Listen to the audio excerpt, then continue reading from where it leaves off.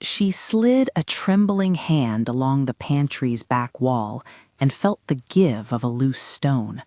For 20 years, that hand had kneaded masa, lifted heavy kettles, tied ribbons on empanadas, and smoothed linen until it knew the exact grain of every beam in the kitchen. Tonight, the fingers found an edge that should not have been there, a hairline seam, a coldness beneath the plaster, and when the stone came away, a thin door exhaled a long, forgotten breath. Dust rose in a single golden beam from the lamp hanging in the servants' corridor. Behind the frail wood, a dark pocket of the house opened. Trunks, an old velvet box, stacks of paper wrapped in oilcloth. A wax seal lay unbroken on an envelope at the top of a crate. Down in the town below, lights burned, and a woman who had been called a thief would never have guessed that the floor she swept had been concealing the truth all along. Rosa kept that moment in her mind the way one keeps an ember, small, hot, dangerous to touch, and impossible to forget. But the hidden door itself belonged to a different kind of night. For most of her life at the San Miguel mansion, she had walked through light, the steady morning shaft that found the hearth, the steam that lifted from the mole pot like a benediction, the thin applause when strangers praised the sauce at a hired table. The house was a skin of polished wood and lacquered silver. It held its warmth in the chest where Don Rafael Mendoza slept and kept secrets in rooms with heavy curtains. Rosa's place had always been close to those secrets and still somehow apart from them. She had been 20 when she first came to the Mendoza estate, young and sure in the way small towns make you sure. She could grind corn by the rhythm of her hands and think at the same time. She could hum an old bolero while tying a roast and know the exact moment to lift the lid. The cook's apron became a second skin. She learned to read the moods of the manor like the weather, when the padrone would be glum, when Don Rafael would desire the tamales with orange peel and no one was to say otherwise. Years folded into years. Births and weddings in the valley, harvest seasons that bent the corn like the backs of fields, the slow human erosion of loyalties and of names. Among the small things she kept close was a faded knitted glove, no larger than a hand, worked in a clumsy stitch by a woman who loved someone enough to try. Rosa folded it into the pocket of her apron and sometimes drew it out and let the old wool fall over her knuckles like a blessing. It did not matter that a glove could not bring a child back or change the long ache that lived near her ribs. It mattered that it was proof she had been a mother, at least for a time, proof that some other life had once been another name on her tongue. The glove did not make her less a worker. It made her more human. Don Rafael was a man of small graces. He did not offer grand speeches or public demonstrations of generosity. He gave in little calibrations. A copper coin slipped into a palm after a mass, a wink when she salted the broth just so, an extra piece of sugar for a patient child. He had made a home of things, not only in walls and beams, but in the way he expected the staff to care for the house's mysteries without prying. For Rosa, those years were equal parts belonging and servitude, a complicated arrangement she accepted out of love for steady work and the rare warmth that traveled from the padrone's study when he remembered to call her "Mi Rosa." The house knew the rhythm of her life, the dawn whistle that she answered, the soft scrape of broom against clay, the whistle of the kettle.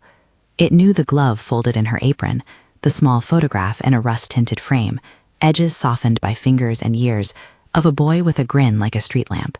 It knew, later, the silence she kept when the boy's name rose like a ghost at night, and she would press the photograph to her lips. Illness does not knock politely.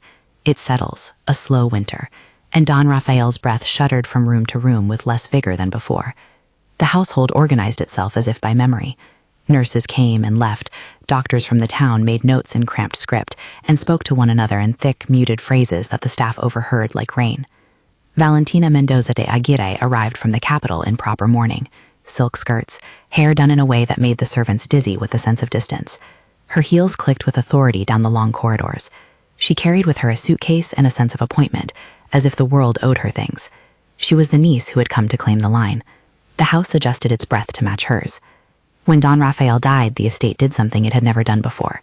He exhaled in a way that shook the rooms awake. The staff folded themselves into the new silence.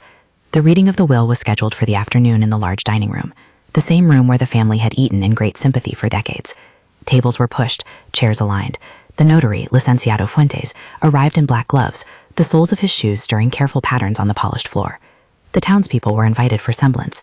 The servants were given a list of what to do and where to stand, and Rosa stood by the hearth with her hands dry as moth wings.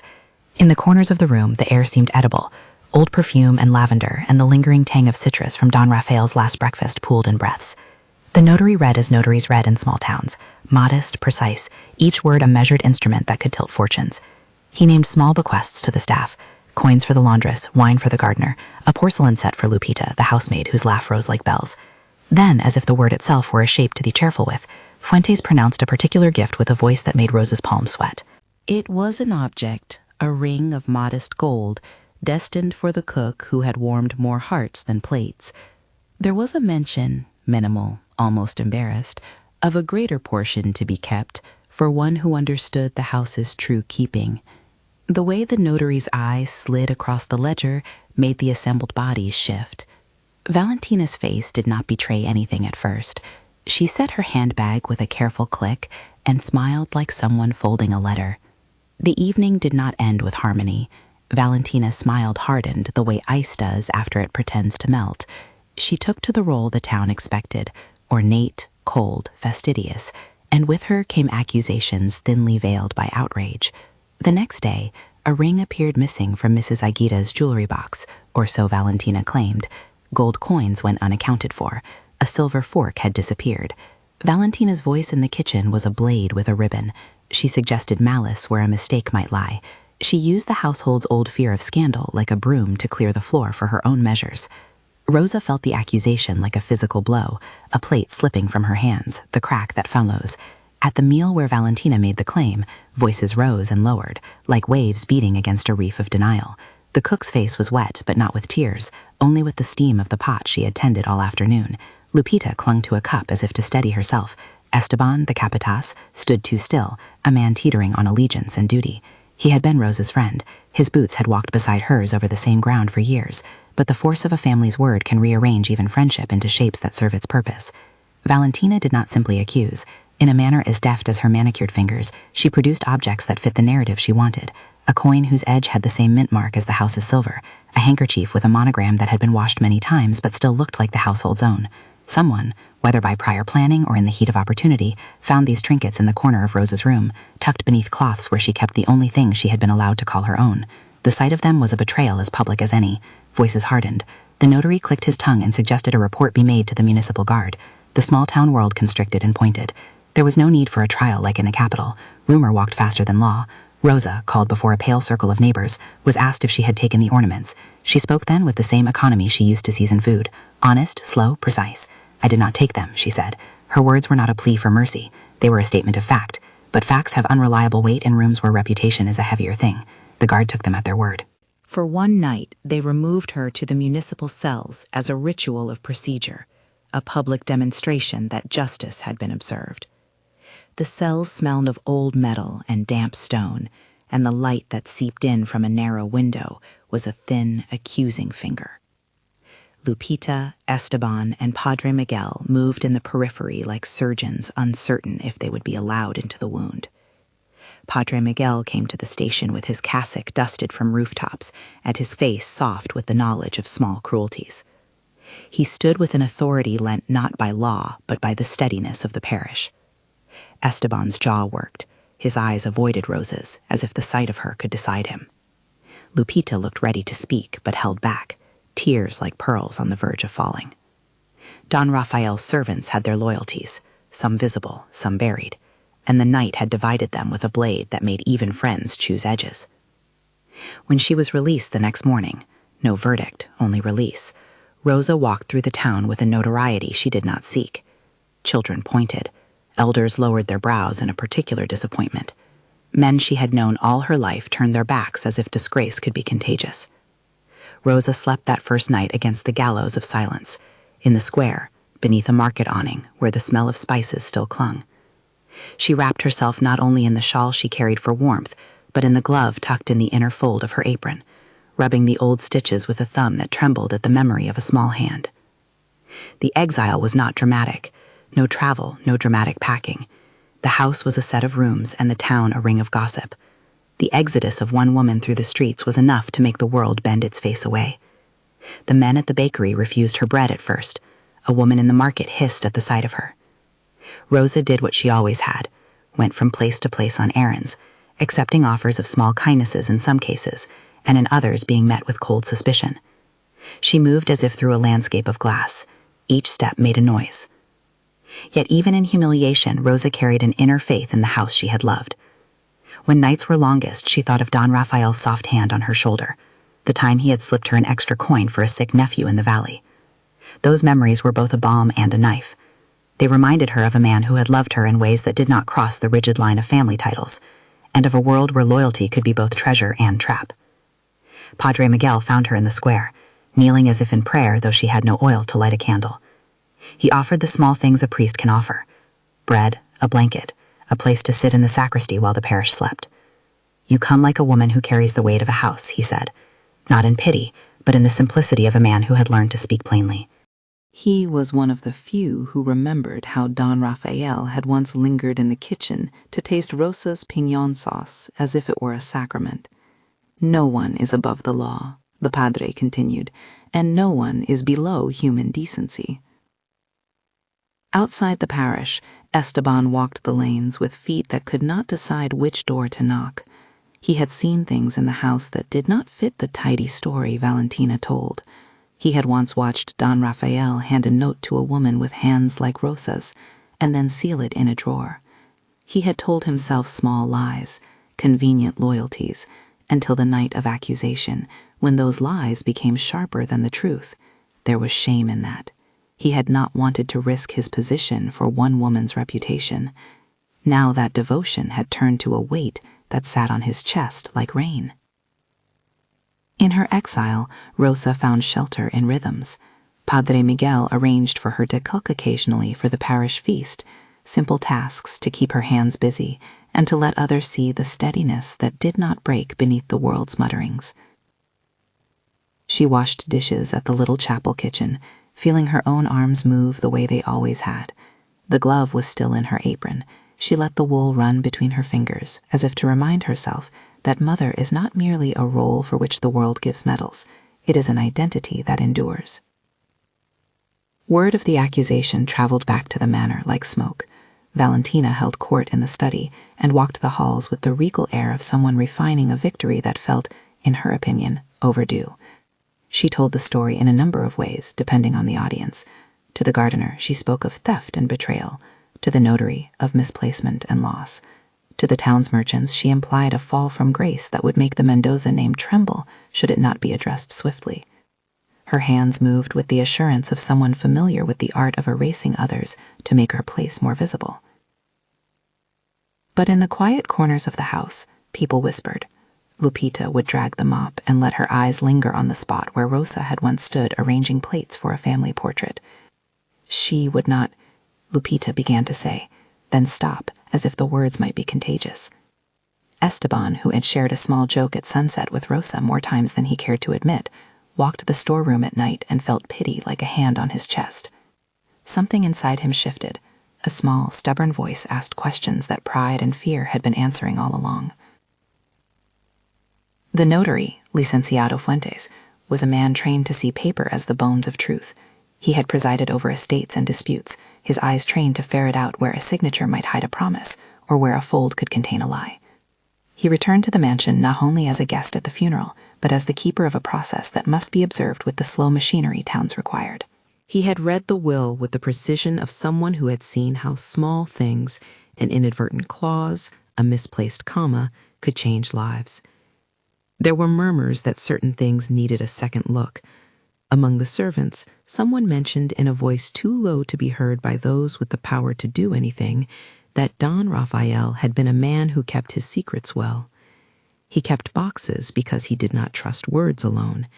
He kept small tokens for people he favored in a way that would not scandalize the family. To the notary, such a remark was not a conspiracy, but a direction. The house, in its slowness, had more rooms than the family knew how to traverse.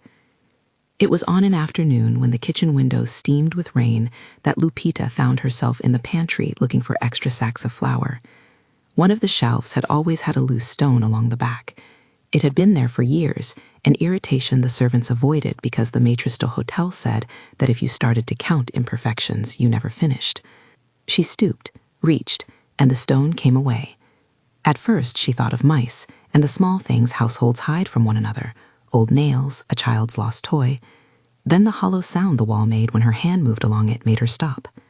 She called Esteban in a whisper. They had both seen enough of the house to know when a thing was not meant to be unmade. Esteban traced the seam with a trembling thumb and found the same give Rosa had feel. The two of them worked with a furtive, clumsy patience until a door that should not have existed opened onto a thin room cloaked in dust. A lamp left years ago had sputtered its last, and the air smelled of papers that had slept too long. In the center, a trunk lay closed, and a lever-bound box sat on a crate with a ribbon so brittle that it crumbled at a touch. They did not open it then. They walked back with their hands in their pockets as if to keep them from the temptation of evidence. The finding felt like stepping into a story someone else had written and then left because the ink had not yet dried. To look at the manor from the outside, to imagine that rooms could hold history like bones under skin, was to begin to unmask how small cruelties had been rehearsed and performed. Inside the trunk there were papers wrapped in oilcloth, a coin purse, a watch beyond the usual household trinkets, and at the very top an envelope sealed with wax that bore a crest, Mendoza. Whoever had placed it there had meant it to be hidden but preserved. In a house where cash had been counted and coins had shuttled between fingers in quiet handoffs, an envelope with a wax seal smelled like a confession. There were other things, a velvet box that when opened revealed a signet ring that matched the design on certain family silver. There was a baptismal certificate, the script feathered with a clerk's hand and stamped with a parish seal. And tucked between pages, a short letter in Don Rafael's hand, written with the slowness of a man arranging his final accounts. His words, when they were read later by a man trained to treat them as instruments of law, would be read not with volte-face, but with the gravitas of a man who had intended to name what was true. For the moment, the room's existence remained a rumor. Esteban and Lupita, in a panic that felt like devotion, wrapped some of the papers in oilcloth and shuffled them to the notary's attention. When Licenciado Fuentes first looked upon the sealed packet, his fingers trembled, not because he was moved, but because he had read enough legal seals to know when a thing was weighty. The town needed the notary's classification, whether a buried paper could be legally invoked in a town that still lived by customs as much as by statutes. Legal hair could be split, but law is also a thing that bends its face toward evidence. Back in the square where she had slept under shadowed wings, Rosa heard murmurs at her back and felt the first hint of a turning wind. She did not yet understand the precise nature of the turning. She only knew, as people do when their lives alter course, a small, wild hope that did not belong in the place it inhabited.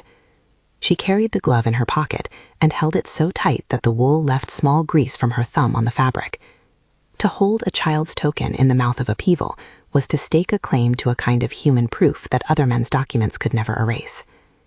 She was not yet called back. The town had not yet reached the point where the notary's find would be spoken aloud in the plaza.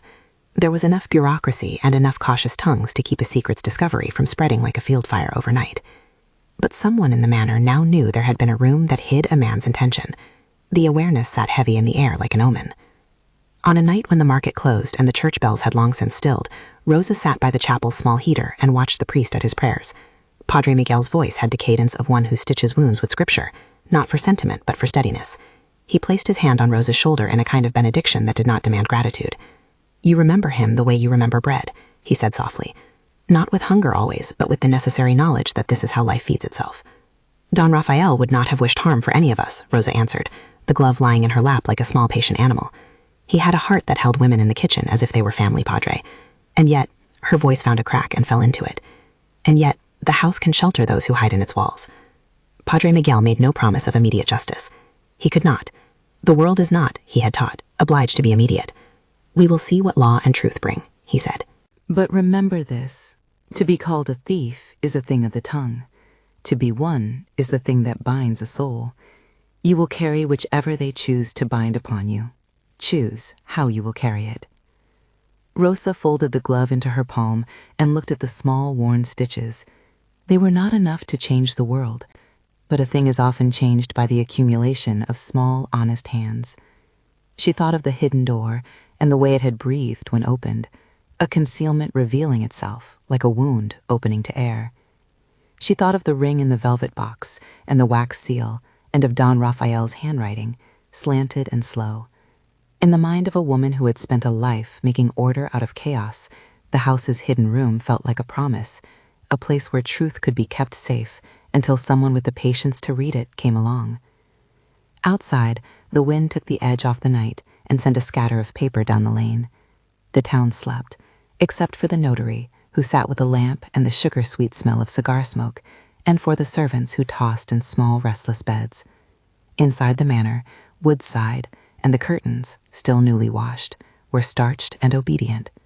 Rosa held the glove and listened to the night. For now, she would wait and prepare the meal she had been asked to make for the parish feast the next morning, each movement a small act of claim on the life that stubbornly, defiantly, refused to be erased. The next morning the town woke to the smell of frying corn and church incense, each scent tumbling into the other like two voices resolving a melody.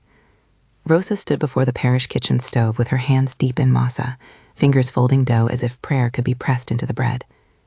The glove rested on a nail behind her apron, the old wool warmed by the heat of the hearth, and the motion of her hands kept time with the bell that called the parish to mass. Someone knocked at the chapel door before the sun had climbed fully over the ridge. Licenciado Fuentes stood on the threshold with a lamp in one hand and a paper roll in the other, his expression tight with the sort of import the town reserved for funerals and disputes of land. Behind him came Esteban and Lupita, shoulders hunched as if they carried not only the morning chill, but the knowledge of something the town had been waiting to see. Padre Miguel wiped his hands on his cassock and made room. He did not offer ceremony beyond the quiet gravity of a man who understood the small mechanics of scandal. "We should do this here," he said, "for truth to be present among the people, and not only in the study's hush." Rosa looked up at the notary and saw the lamp catch on the ridge of his nose like a small punctuation. Her stomach made the expected small leap. Even in the parish kitchen, where the scent of garlic and onions was a comfort, the presence of those men placed a new weight on the air. She felt for a heartbeat the town's eyes as if they were hands resting on her shoulders. Then she remembered the glove and the way its stitches caught between her thumb and forefinger. She let that steadiness anchor her. Fuentes unrolled the papers on the wooden table that had long been used to knead bread for the poor. He smoothed his hands on the top sheet and spoke in the measured cadence of someone who had read petitions and contracts for a lifetime. "Last night," he said, "a sealed chest was discovered in an internal room of the Mendoza house, behind the servants' pantry. The contents were preserved. Among them is a document that bears the padrone's hand, and another, a baptismal record, with a parish seal. I have examined these papers and find them to be genuine in form." There was a rustle from the doorway, where a few townspeople had gathered, market vendors with aprons tied, the teacher wiping flour from his sleeves.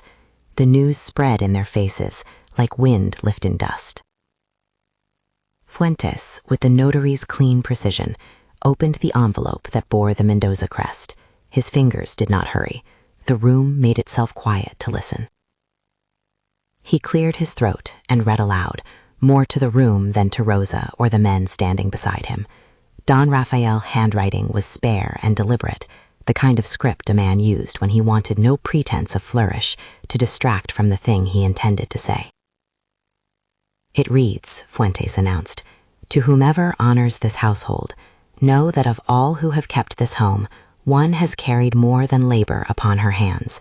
Rosa of the kitchen, who held warming hands to my hearth and my household's hunger, was born to me in secret and should not be unnamed at my passing. I leave to her that which belongs to me, not only in cord and coin, but in duty, the stewardship of the estate's house and the comfort of those who serve it. May she be treated with the dignity her blood commands, and with the voice to decide how the house cares for the many who labor beneath its roof."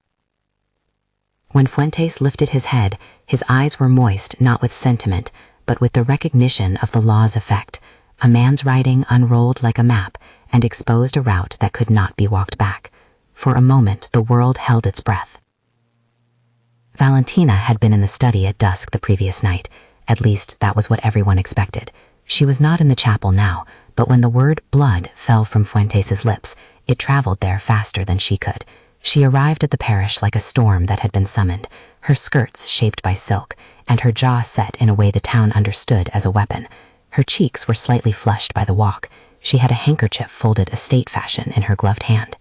"What is this?" she demanded, the edge of control in her voice like a knife honed for ceremony. "This man, this claim is false.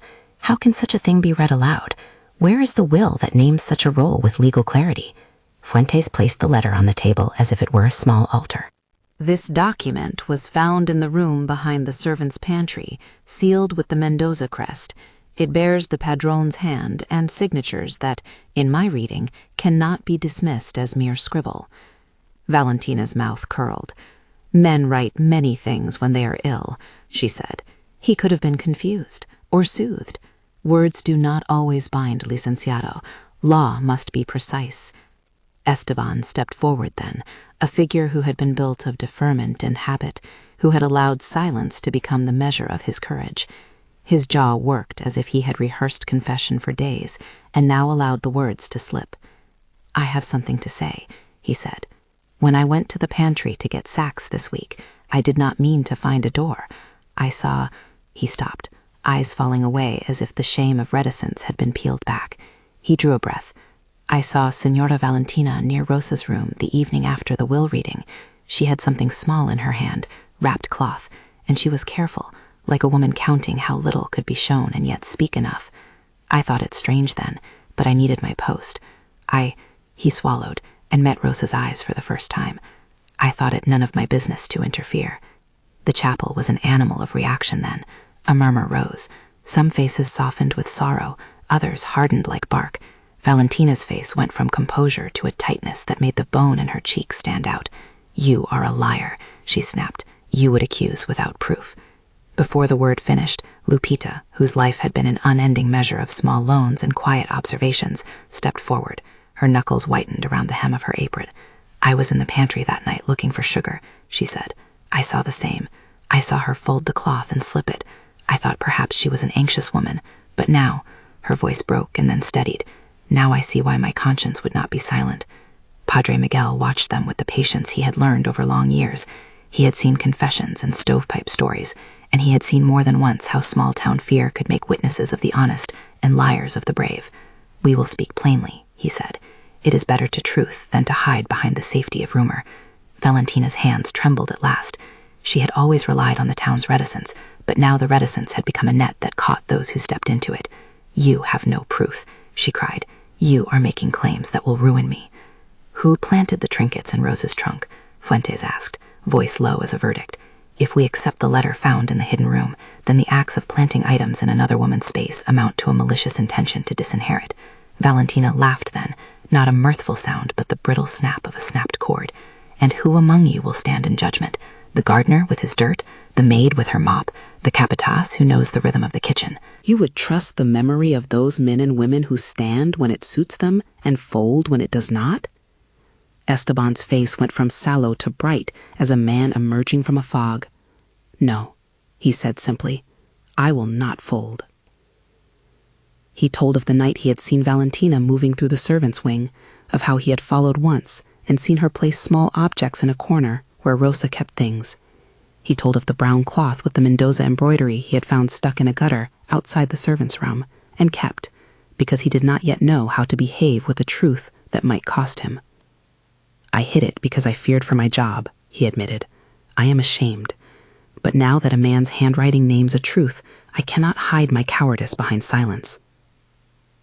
Fuentes and Padre Miguel exchanged a look, the kind that weighed law and conscience as if both were coins needing to be balanced on the same palm.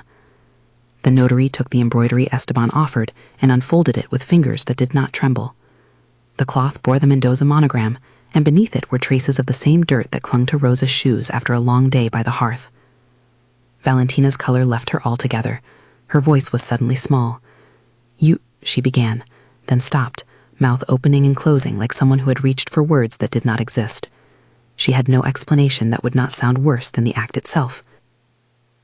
Outside, the municipal guard, prompted by the notary and by the gravity of the letter, arrived with a level of ceremony the town seldom saw. Comisario Ramon Cordero, A man whose uniform had seen enough weather to keep his expression unreadable, took note of the notary's findings and made the practical decision a man of his office often must make. Evidence would be gathered, statements would be taken, and the household would be reorganized until a proper settlement could be achieved. There would be no theater of a trial in the capital. This was a town that trusted the notary and the parish more than circuit courts. The notary's reading, a baptismal certificate with the parish stamp, and 2 witnesses were weighty things. In the household, Valentina was pulled aside and, under the notary's authority, searched. It was not a search conducted for vengeance. It was an administrative step to reconcile the claim of planted items with the letter's contents. In a trunk in her room were found cloths like the one Esteban had kept, ribbons matching those used to bind the coins found in Rosa's quarters, and an old handkerchief monogrammed with the Mendoza script, something that could have belonged to any woman in the house, but in context the match was damning.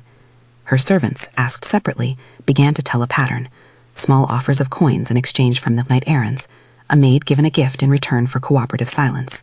The mosaic of evidence, when placed under the notary's lamp, showed the picture Fuentes had suspected, a plan to hide tokens in Rosa's space so as to cut the family's named intention like a thread and make the world believe in theft rather than in kinship. When Valentina was confronted with the letter and the physical coincidences, she did not immediately break down into theatrical confession. She had been trained in a language of denials that passed for strength. But when the notary presented Don Rafael's handwriting, his precise loops and hard, deliberate crossings, and the baptismal certificate that listed Rosa's name alongside the padrone's signature, the argument dissolved into something less rhetorical and more human. Her hands twisted together as if in prayer. "He loved me like an aunt," she said finally, not seeking judgment but explanation. "He promised to remember the house. And you decided he remembered you more than he had remembered another," Padre Miguel said softly. "Men give favors, but to write down a child's name and to hide it behind a wall is a weight he intended to be carried by truth." Valentina's voice went small, a child losing a toy. "I was afraid," she confessed. "Afraid the name would call me into poverty. I thought if I controlled what the house gave, I could keep the Mendoza name intact. I did not mean to make a woman carry the shame you feared," Padre Miguel finished. "Yet the cost of that fear is paid by another." Rosa did not speak for a long time. In the quiet that followed, she folded her hands in the way she did before she salted a pot of soup, methodical, as if preparing to measure out justice the same way she measured cumin. When she finally did speak, it was not a cry of victory and not a plea for revenge. It was the same honest, slow voice that seasoned Mole. "I worked for 20 years in that house," she said. "I cooked for them when they were ill. I rubbed a man's fevered brow with a cloth. That is my record and my prayer. But a man writes what he intends. If Don Rafael wrote my name, then it is for me to carry what he left with steady hands." She looked at Valentina for a long beat. The younger woman's face was washed fragile by sudden shame. Rosa continued, "If you thought to take what was mine by planting shame, then you must tell the town why. You must name what you feared and offer to right it, not with more shame, but with dignity where dignity was taken."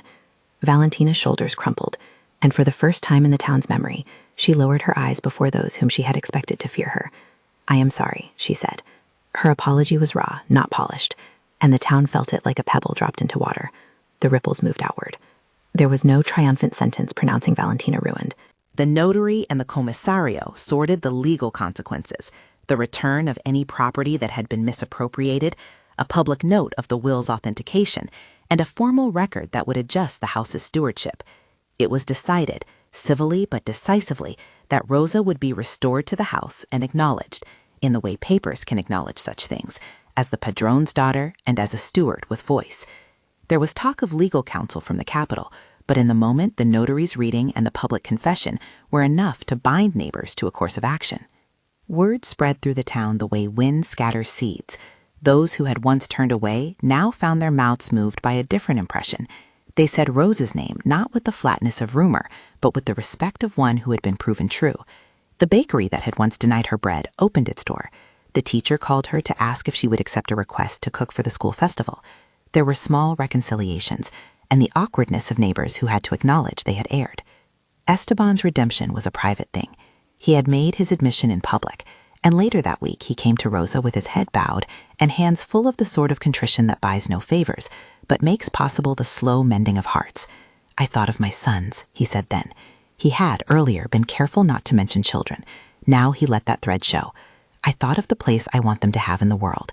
I forgot that the best place to start is to be honest when truth comes. Rosa took his hand, rough from the fields, and squeezed it in a way that coiled both forgiveness and the duty of memory into the same gesture. The confrontation closed.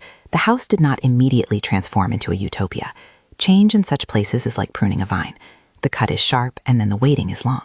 Rosa returned to the mansion with a dignity that was not ceremonious, but steady. The servants who had been scattered by rumor came back to their posts. Valentina stayed for a time in a smaller wing, her movements reduced, as if she had been given time to practice humbly walking among people she had once dismissed. There were whispered apologies between hands. There were afternoons when she watched Rosa at work with a look that mixed admiration and the sting of her own conscience. In the months that followed, Rosa insisted on things that were modest in gesture and large in meaning. She asked for an audit of wages, not as accusation but as accounting. She requested that the staff quarters be repaired, so that the women who made the house run had better beds and locks that worked. She asked that the Sunday meal she had cooked for parishioners be extended to the whole workforce, including the gardeners and those who fixed the roof. She placed a small ledger in the comptroller's office with a neat, careful hand, listing improvements and modest pay increases. No one called it a revolution.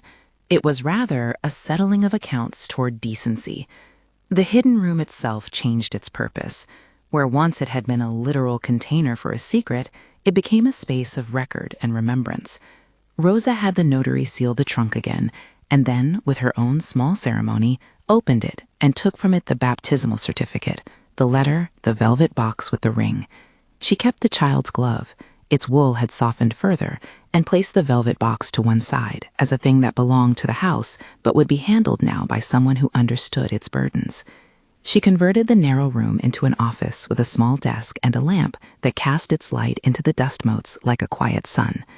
There she put the ledger, the papers now filed with the notary's annotations, and a small altar, the photograph of the boy whose grin had once been the secret's heart, a candle, and the glove folded neatly on top.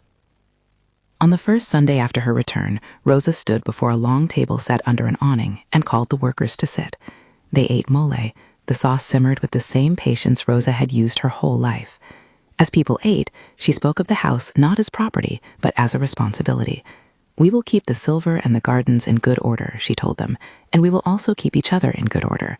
If a person cares for the place will care for the people. If a person is wealthy and does not keep the workers, then wealth has lost its way." Her words were simple, and they landed like seeds. Valentina came to the table as well.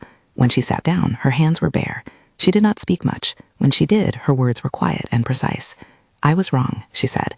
"I thought I protected a name by holding it tightly, but a name is like the wind. If you hold it so tight, it dies.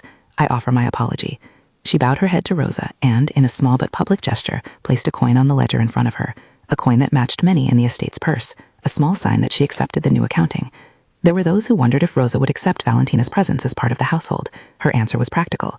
"You may stay," Rosa said, "but our work will be different. You will attend to the gardens and the visitors. You will not send another woman from this house into shame.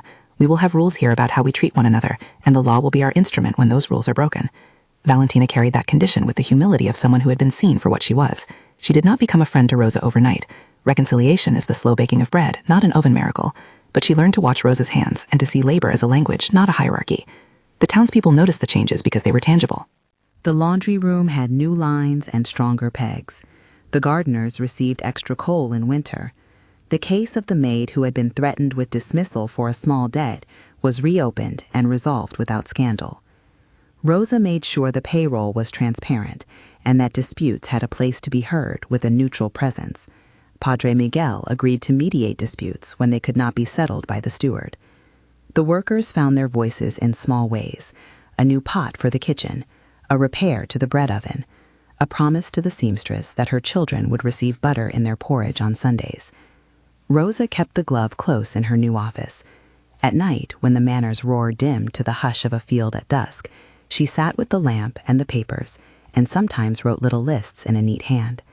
She would note improvements made and those that needed doing, and occasionally she would add a line: "Remember, children of the house." The hidden room was no longer a wound. It was instead a small, private archive where the past and future could be consulted without fear. There were consequences for Valentina beyond personal shame. The notary's records that authenticated Don Rafael's intent altered the estate's formal structure. In a town where reputation weighed heavily, Her attempts to manipulate the household's legacy affected her social standing. Some merchants who once offered credit now asked for coin up front. But she found a measure of redemption in service. She learned the gardens and eventually took to designing floral displays for weddings in the town hall. It was modest work, but honest. In time, she moved from the heavy silk of social airs to the plain fabric suitable for a woman who wanted to do without being served. Not all wounds healed. There were nights when Rosa walked through the servants' wing and saw empty beds where people had chosen to seek work elsewhere after scandal. There were faces she missed at market taunters. But the city of the heart, small though it may be, knows how to build neighborhoods from what remains, rather than by mourning what has been lost. Rosa attended both grief and repair. She lit candles in the chapel for those who had left, and she sent bread with a note for the workers who had stayed. At times, she allowed herself quiet vanity. She enjoyed walking to the courtyard and seeing the way the silverware lined up without a chip, how the mop handles were new and the garden paths swept. But the true satisfaction came from small, ordinary affirmations. A young maid laughing at a noon hour, an old gardener telling a clean joke, Esteban's sons running across the lawn without having to watch their feet for shame. The house's new life did not erase the past, but it built upon it with hands that had been tested. Years later, though not many, only enough to season the mole with newer patience, people told the story differently. Some would still croon with relish about the scandal, because scandal is easier to tell than steady kindness. Others, the younger ones, would ask Rosa directly how it felt to be named and then unnamed and then named again. She would lift the glove and show them the worn stitches, the thumb-smoothed place, and she would tell them simply, "It is not about one moment of being righted. It is about a life being steadied." They would nod, not fully understanding, but happy for the warmth that came from the oven. The hidden room stayed as a private office and a place where the manor's records were kept with care. Rosa sometimes invited Lupita to sit with her by the lamp and talk of practical things, what chickens to buy, which fences needed new posts, whether the next winter required extra coal. They would sip coffee and laugh at small private jokes.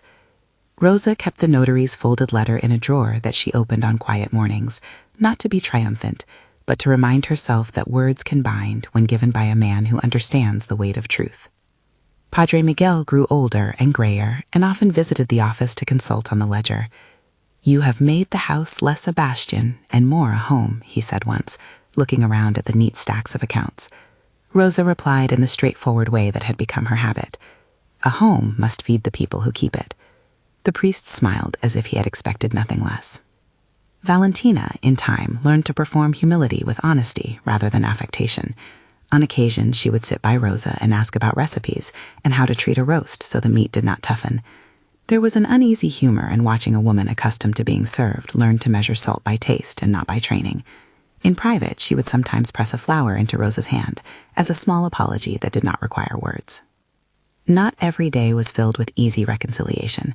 Rosa had nights when she imagined old accusations whispering again, and days when a guest remarked on the novelty of a steward with such plain manners. But the visible signs of change, the repaired roofs, the children's laughter, the ledger's pages full of honest accounting, were evidence that the house had chosen a different covenant. On an evening in late autumn, the manor looked like an aged face softened by kindness. Leaves gathered in small piles, and the kitchen smoke rose slender to the sky. Rosa stood in her office for a moment, lamplight casting her shadow long along the wall. She removed the velvet box from the drawer and opened it. The ring inside had a simple signet.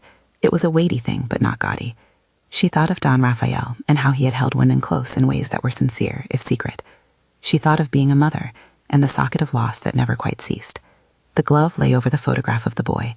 The flame of the oil lamp made the fabric glow. Rosa pressed the glove to her cheek. "You were small," she whispered to a ghost and an absence, "and you were loved. That love is a thing I will give forward."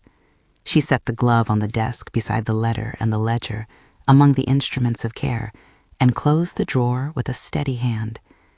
Outside the manor, a child laughed, chasing a dog near the citrus trees. Rosa walked the path to the kitchen and called for the women to set another pot. She moved with the quiet authority of someone who had learned to command not by raising a voice, but by keeping the flame tending steady.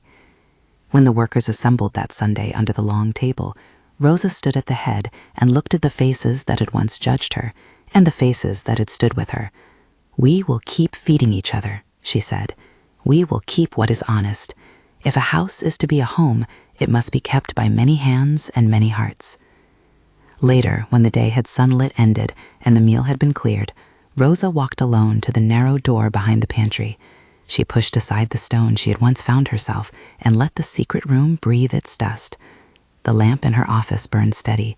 She placed the glove on the small wooden shelf beside the sealed trunk and turned, feeling the house as if it were a chest of oxygen and history both.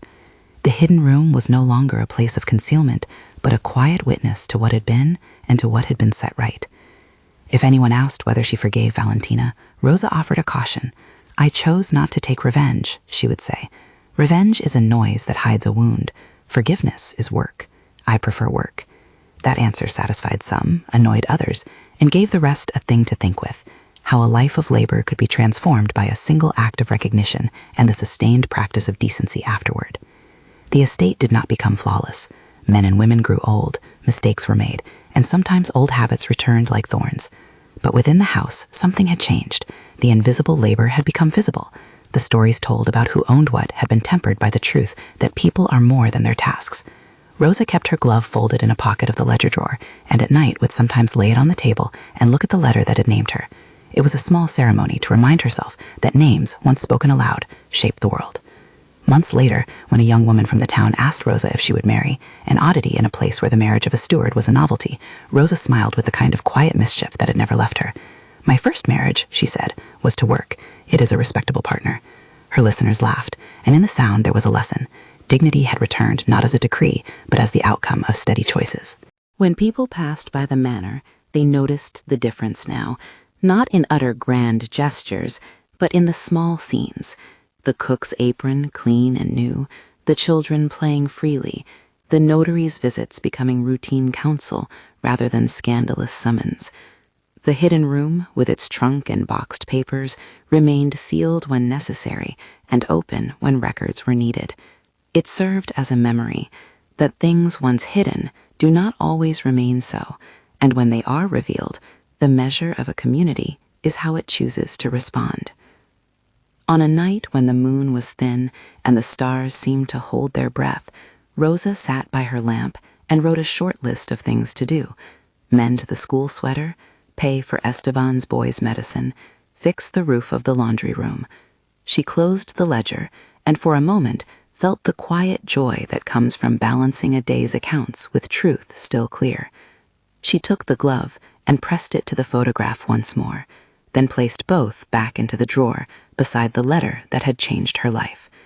Outside, the manor slept. Inside, the lamp kept its watch, and the stone behind the pantry waited, like a tooth in a face, hidden but not forgotten. Rosa turned off the lamp and walked down the hall, each step a soft echo. Her hands had the kind of wear that told stories without complaint. She carried them forward into the next day's work, into the meals she would make, the ledgers she would keep, and the people she would keep safe. If anyone in the town ever asked her, "Would you have forgiven?" she would answer not as a parable, but as a worker measures salt, with care, with restraint, and with the knowledge that forgiveness is a path, not an obligation. The hidden room, the relics, and the letter would remain as witness. The glove would stay folded and worn, both proof and promise. The house had hidden its truth for a long time. It had been found, and when it was, the house learned to hold its people better. If this story reached you the way stories reach one another, by the long passage of voice and memory, consider this a small insistence. Hands matter, names matter, and when a single hidden truth is spoken aloud, it can change not only one life, but the culture of an entire household. Would you have forgiven Valentina if you were Rosa? Tell us below. If this tale of hidden rooms and slow justice moved you, like and share. There are more stories of truth and repair to be told.